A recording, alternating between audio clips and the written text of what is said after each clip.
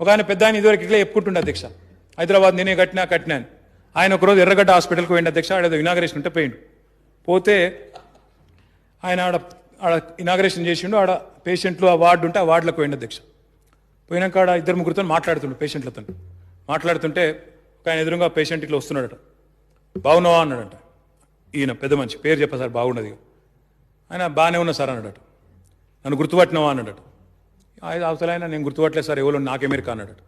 అరే నేను హైదరాబాద్ నేనే కట్టినా, నన్ను గుర్తుపట్టపోయింది అన్నాడట. అంటే అవతల ఆయన అన్నాడట, సార్ నేను నిన్న మొన్నటిదాకా నేను కూడా వైజాగ్ సముద్రం నేనే తెచ్చినా అని చెప్పుకున్నా, నువ్వు కూడా మందులు వేసుకో జల్దీ న్యాయమైతుంది నీకు కూడా అని చెప్పిండట అధ్యక్ష.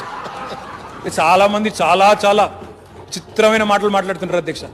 450 సంవత్సరాల చరిత్ర ఉన్న హైదరాబాదును నేను కట్టినా అంటే నేను కట్టినా అని.